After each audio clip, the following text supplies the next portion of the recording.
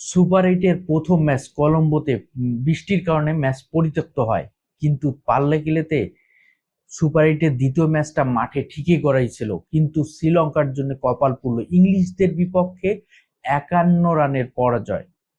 পাশাপাশি সেমিফাইনালে কোয়ালিফাই করার দৌড়ে অনেকটা পিছিয়ে গেল শ্রীলঙ্কা নিজেদের ঘরের মাটিতে, যেখানে আলাদা একটা অ্যাডভান্টেজ পায় ক্রাউড, ফিল্ড, উইকেটের দিক থেকে। কিন্তু সেই অ্যাডভান্টেজটা কতটুকু লুফে নিতে পারলো শ্রীলঙ্কা। ইংলিশদের মিডিয়াম রান টার্গেট তাড়া করতে নেমে 95 রানে গুটিয়ে যায় শ্রীলঙ্কা। ইংলিশরা খুব ভালো ব্যাট করতে পারেনি। শ্রীলঙ্কার জোফ্রা আর্চার এবং উইল জ্যাক্সের বিধ্বংসী বোলিংয়ে শ্রীলঙ্কার ব্যাটসম্যানরা যেন তাসের ঘরের মতো ভেঙে পড়লেন। টপ অর্ডার 4 ব্যাটসম্যান সিঙ্গেল ডিজিটে আউট হলেন। 4 ব্যাটসম্যান থেকে রান এসেছে মাত্র 19। 146 রান তাড়া করতে নেমে শ্রীলঙ্কার এরকম তাড়াহুড়ো করা, উইকেট থ্রু করে আসা, এটাই যেন শ্রীলঙ্কার কাল হয়ে দাঁড়ালো।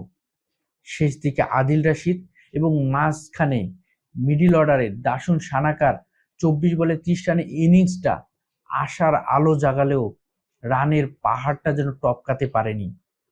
গুটিয়ে যায় 95 রানে। 20 বল বাকি থাকতে 95 রানে গুটিয়ে যাওয়ার ফলে 51 রানের পরাজয় বরণ করে শ্রীলঙ্কা।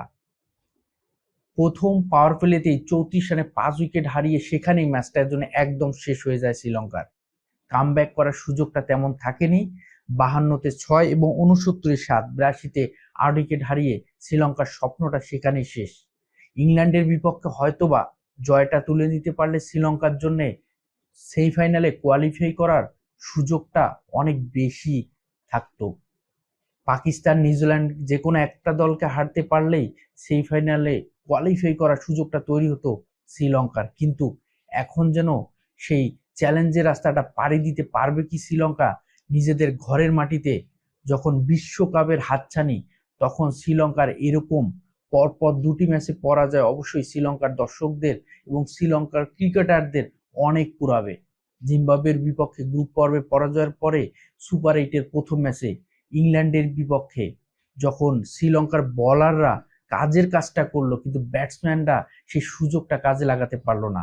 আমরা যদি দেখি মাধু সানাকা, দুনিত ওয়ালাগে এবং মহেশ থিকসানার গুরুত্বপূর্ণ বোলিংয়ে 12 ওভার থেকে ইংল্যান্ডের ব্যাটাররা তুলতে পেরেছে মাত্র 72 রান, উইকেট হারিয়েছে 7টা।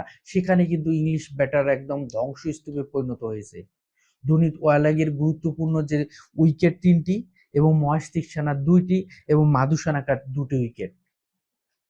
ফিলিপ সল্ট ছাড়া কোনো কেউ উইকেটে দাঁড়াতে পারেনি, সেই সঙ্গটা দিতে পারেনি।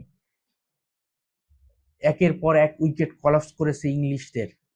কিন্তু যখন 146 রান, হয়তোবা শ্রীলঙ্কা ভেবেই নিয়েছিল জয়টা থেকে সামান্য দূরে, কিন্তু এভাবে তাসের ঘরের মতো ভেঙে পড়া, উইকেট কলাপস করে আসা পাথুম নিশানাকা, কামিল মিশারা, কুশাল মেন্ডিস,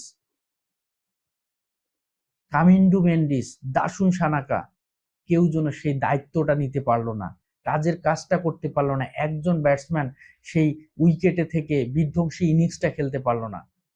শ্রীলঙ্কার এরকম পরাজয় শ্রীলঙ্কার জন্য অনেক চ্যালেঞ্জ হয়ে দাঁড়ালো। সামনের সেমিফাইনালে কোয়ালিফাই করার পরটা শ্রীলঙ্কা ঘুরে দাঁড়াবে, কলম্বোর ম্যাচটার দিকে চেয়ে থাকবে শ্রীলঙ্কা। অবশ্যই জয় ছাড়া কোনো বিকল্প নেই নিউজিল্যান্ডের বিপক্ষে শ্রীলঙ্কা যদি সেমিফাইনালে কোয়ালিফাই করতে